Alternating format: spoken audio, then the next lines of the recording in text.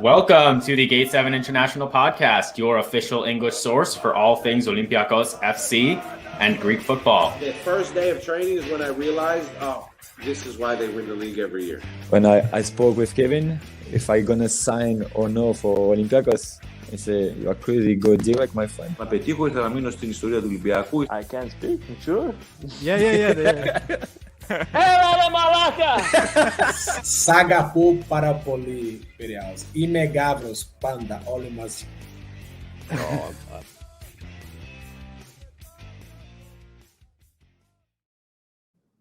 What's happening, everybody? This is Adi from Gate 7 International, back again for another deep dive. But this, ladies and gentlemen, this is the Galimnos edition. You're hearing the sound effects in the back. I'm recording this a little bit later because of the infernal rooster that doesn't know what time it is. So bear with me here. There's going to be sound effects in the background. I do apologize for that. Some extenuating circumstances here. But we're going to get through this together. And then by the time I get back to the States, everything will be back to normal again. But before we continue with the deep dive, guys, don't forget to like and subscribe. We are almost there. We're less than 10 subs away from the time of this recording to 2K. And we have a special giveaway when we do hit 2K.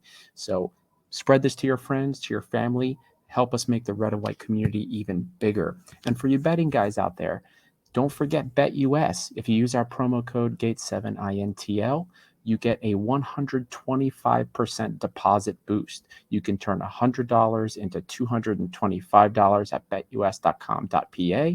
The links are in our description. They're in our bios. You can check socials. Just use that promo code to get that bonus. Now back to it, boys and girls, what you guys have been waiting for since we signed the South Korean Hwang striker. By the time this deep dive gets released, he will turn 30 years old. His birthday is on August 28th. And at the time of this recording, it's actually the 27th.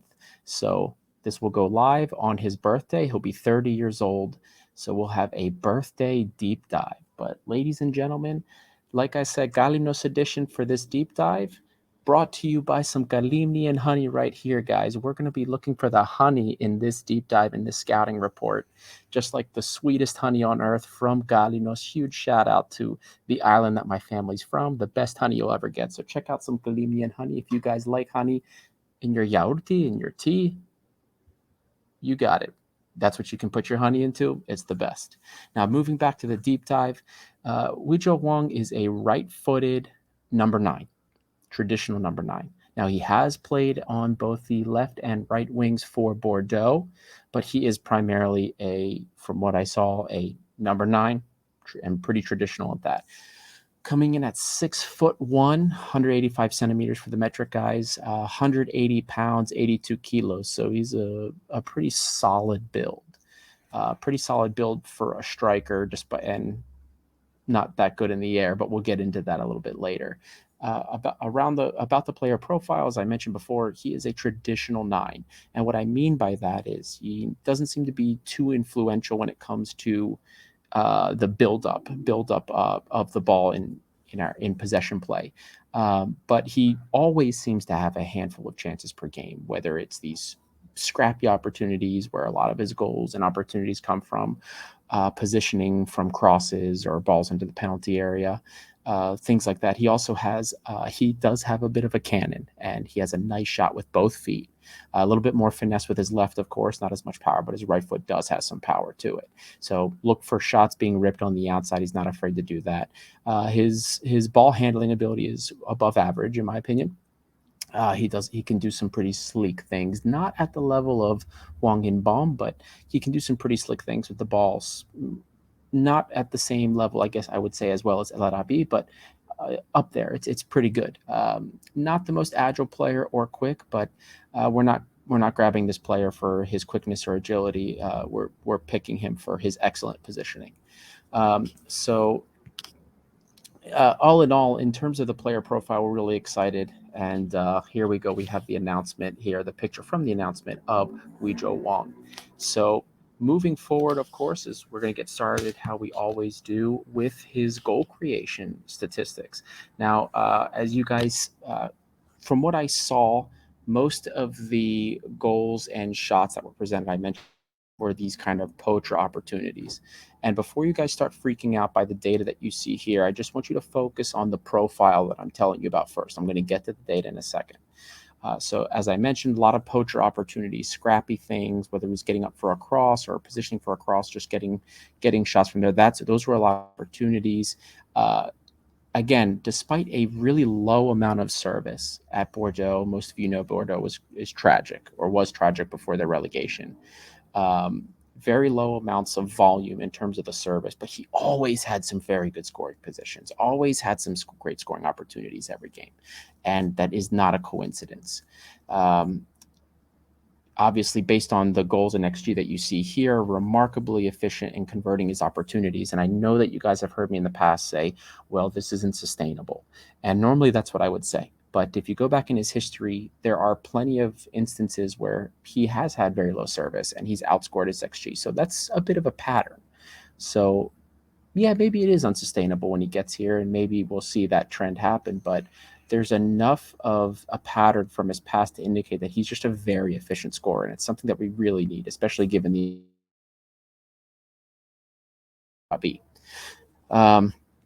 he has a knack for shooting outside of the penalty area. I kind of brought that up a little bit with the player profile with both feet. Compared to other players in the top 5 leagues, you can see here he actually excels in his goal conversion. Now, assist creation, on the other hand, came primarily from crosses.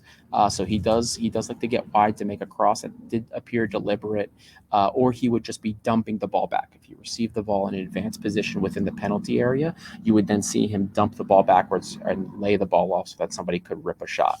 I saw literally no other method of shot creation. It was only crosses and balls dumped to the back. So the reason I wanted you guys to wait before you started to panic here, I know this data does not look good. You guys look at it and you see that he is below average in literally all parts of goal creation, except for non-penalty goals. So he's in the 70th percentile there with non-penalty goals scored. I told you he's remarkably efficient, but then in everything else, he's under 50%, which is not good. Now, remember, this is compared to the top 5 leagues. So when compared to all these other forwards in the top 5 leagues, yes, the stats are bad. But I'm going to preface this by saying Bordeaux was garbage. And if I had seen that he wasn't getting into great positions in all of the tape that I was watching, I would be panicking here. I would be ringing the alarm bells and I'd be saying, guys, there's something wrong. The signing is poor. But this is data just from the last calendar year. And I'm telling you guys, Bordeaux was horrific. And even in times where I didn't see service being provided to him, I saw him in space. I saw him open, which is a good thing, because in a team like Olympiacos, I think he'll get the service and I think he will score for us. Or at the very least, he'll be able to provide some kind of competition for Youssef El Arabi so that we're not eating it when it comes to a goal drought. Now, coming up next, of course, we have charts here. So again, compared to other forwards in the top 5 leagues, his touch volume is very, very, very low. Pass accuracy, you can see here, is well above average, but when you're averaging less than 15 passes per game, that's kind of shocking, even for strikers who tend to have very low volume. But again, based on what I viewed in the tape, this had a lot to do with how poor Bordeaux was getting in the ball. He makes a lot of great moves, whether sometimes it's him getting out wide or functioning as the little man or big man in a 2-striker setup. For those of you that are aware of that terminology, he can be the guy that's helping to play off of people, but he can also be the guy that is doing the playing off of other players. I saw him do both. Going out wide, he doesn't do it all the time. It seemed to be instructional, because there were games where he just stayed right in the middle of the park, towards the opposing end. So at the very least, he seems to follow directions. Again, that's assuming that I'm reading this correctly. Moderate amount of flair. I brought you guys up. His dribbling ability is pretty good. He's got a couple moves in his toolkit, a handful of step overs, some ball pulls, a nutmeg here and there. But when it comes to hold-up play, I think an in-form Youssef El Arabi's hold-up play is better than Hwang. Now, of course, we don't have Youssef El Arabi in form, so that makes this argument a little bit different. He does have enough technical ability to engage in one-touch pass and move, which is something that I care about. You guys know I care about, especially in this system. We like to see that. So very good, very important especially for Corberan, because you see how stagnant things can be with Olympiacos. Corberan wants it pass and move, very dynamic. This guy can do that, and it was something that you could tell was different from him than the rest of his colleagues at Bordeaux. Very, very interesting prospect for that. Now, again, looking into the data, guys, you guys are probably going to be panicking even more again, because the percentile data here is even worse than it was before. But what I will say this is, again, part of the reason for this volume being so low is that Bordeaux is just tragic. Now, of course, this is percentile data for top 5 leagues, and this is also including his, in the last calendar year, national team data too. This is coming from FBref, not Scout.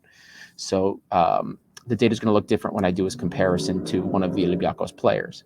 But again, volumes here are low because the service was not good in Bordeaux. Pass accuracy is great, and this is going to matter for us because we're a team that tends to command possession, and we don't want our guys giving up the ball. So this is a good thing. We're going to monitor the volume here, but I think that this will translate very well to Olympiacos. Again, remember, this is a top 5 league. So being relatively poor in a top 5 league doesn't mean he's going to just suck in Greece. The core things that you want to see in the film are there. So I am not going to panic too much over this, and you guys should not either. But again, this is something that we will monitor, as I said, going forward. So up next, we are looking at some of his defensive traits. Again, some of you guys are going to panic because you'll see that there's very low volume of defensive activity, even when compared to forwards in the top 5 leagues. So it was difficult to tell for a lot of these things because Bordeaux doesn't really press. I didn't see a very coordinated press. So he didn't seem to be active in the press. I don't know if that's because it's not something he does or it was the tactics of the team. I'm inclined to believe that it was on Bordeaux because he seems like a system player that follows instructions very well. So I believe that this will be different at Olympiacos. We also don't worry too much about a lot of defensive traits for forwards because, as long as they track back, that's usually all we care about. So as long as he's going to follow instructions within the system and he's going to press in unison with everybody, which I think he will do, then it should be fine. But again, the percentile data is not good here. And he's also the aerial data is bad. He's not good in the air. I mean, if he's winning these poacher opportunities, not because he's beating somebody out in the air or physically, it's because his positioning is better. Just to be clear, it's not like he's a super physical guy, but he's positionally a very astute forward. So there you have the basic attributes of Hwang, especially in percentile compared to the top 5 leagues. So again, I don't want you guys to panic. I know the percentile data looks bad. Bordeaux was just horrible. And he was playing in France. The French league is come on, guys. It's a better league than the Greek league, to be fair. So I'm not going to panic at the outset, especially because in the film, what I saw was encouraging. So in this next part, we're actually going to compare to an Olympiacos player. And initially, I was going to compare to Youssef El Arabi, but I decided in the end that I wanted to do the comparison to Tiquinho because I wanted to look at this and say, okay, at Bordeaux, where he was getting terrible service, at a team that was quite garbage in build-up, how did he compare to Tiquinho? Are we competently replacing Tiquinho? And I thought this was a better point of reference than Youssef El Arabi. At least to see in terms if we're replacing something that we lost. So, and we look at everything here and, all these stats, these are from Scout, by the way, and this is only comparing last season club competition. So it's not the last calendar year, only last season's club competitions. So the data is going to change up a little bit for Hwang. You see Tiquinho here. In terms of the NP non-penalty goals. Tiquinho's edging him out a little bit slightly. Tiquinho's a little bit more even with his XG, but they're pretty close. And remember, Hwang had way less opportunities. Just look at the NP XG here. Tiquinho's outdoing him here. Tiquinho's got way more shot volume. Tiquinho in general just has more volume of everything, but that's because our volume was higher with everything. He has way more opportunities to convert with, but yet in terms of the number of goals and the distribution of it, it's actually not as, the spread isn't as bad for the goal portion of it as we would think. And in fact, when you look here at the bottom in terms of crosses and his NPXG plus expected assists, it's actually very similar. And remember, Tiquinho had more service, more volume, even with a crappy Olympiacos in Greece and in Europe. So very, very interesting. And then, of course, looking at volumes, I mentioned to you guys before, Hwang's volumes were low. Even if we adjust just for club competition, it gets worse. Even lower touch volumes, but it's not, Tiquinho had a higher touch volume, but it wasn't that much higher. And that's with Olympiacos. So you're looking here at progressive passes, progressive carries. Hwang was doing more, almost double the amounts of carries forward with the ball at his feet than Tiquinho. Tiquinho was playing the ball more forward, dribbling the ball more as well, had more touches in the penalty area. But again, this shouldn't surprise any of you because, as I mentioned, Hwang's volume, because of Bordeaux, was just very low. And he had to be remarkably efficient with those opportunities. But in instances like that, where his team wasn't doing as well, we would expect that he has more carries forward because he's coming deeper to get the ball and get the ball forward in that respect. And it's remarkable considering that he's a traditional 9 and he doesn't really do that often. So the fact that he had to do that indicates that he was kind of going outside of his role to get things moving with Bordeaux. So now, in terms of the profile of player, the way Hwang carries the ball and the way Tiquinho carries the ball, two completely different things. Hwang, as far as I'm concerned, is a more technical player, has a better touch on the ball and not as frustrating. Tiquinho was a very frustrating player for me, despite the fact that he ran all over the place to challenge people. Technically, he was a frustrating player for me to watch. Now, comparing their defensive abilities, I mean, like I said, I already brought up Tiquinho was an animal that went for the ball, so I don't see Hwang. I couldn't see him being on the same level as Tiquinho in terms of the ball winning aspect. But this new version of Olympiacos under Corbaron, it's not looking for a Tiquinho. It's looking for somebody that's more technical and that can play in the system better. Tiquinho is definitely not that forward. I think Hwang is in this scenario. So I'm not going to be super, and you shouldn't be either, super upset about these defensive statistics because as long as he's playing within the system and he's following the instructions that he should be following, I don't think this is going to be a problem. So I just put this up for you guys just so you guys can see it. But again, this isn't something I'm going to be losing any kind of sleep over. And I don't think you all should either. So there you guys have it. That's not just the details about Hwang as a player, but we also have his data relative to other forwards in the top 5 leagues, which wasn't great from a top level. But again, from the film, there's context to it. It's not something I'm panicking about, and trust me, I would panic if it was a signing that I thought was not good. We've had plenty of those where I was like, what is going on? Why are we signing this player? I'm not as worried about this. Again, I'm going to reiterate what I saw in the film. In the film, I saw a technical forward who can hold the ball up well, who can do pass and move one touch, very important for a Corbaron system. I saw a player who seemed to follow instruction, given that when he was playing as the big man in a 2-striker system, big man is the point man, the one that is supposed to be, scoring, getting the service. He didn't move much outside of that. He stayed in his role. But when he was playing the little man, he did very well, moving, showing himself, even on the wings, cutting in, but not getting stuck too far in. So I think he's a very disciplined and positionally astute player. An attribute that's very valuable for this team. dynamic, likes to run a lot. Very important for this Corberan team as well. Statistically, I get it. Some of you guys are going to panic about it. Some of you guys are going to panic that we lost to Quinho. I understand. I'm not going to worry about it personally because I think this player, at the very least, is going to do more than enough for us in the Greek league. As Kostas Lianos likes to say, I think this player is a luxury for the Greek league. Hwang. I think he's going to be fine for the Greek league. It's Europe that I'm more concerned about. Now, at the very least, when we're judging the risk reward here, where's the meli with this deal? Where's the honey with this player? And the value for us here, the risk, I would say that this risk is about a mid-level risk. In the sense that Olympiacos needs a striker that's going to produce when El Arabi is not in form. I think El Arabi will come good. We've always said form is temporary, class is permanent. And El Arabi is class.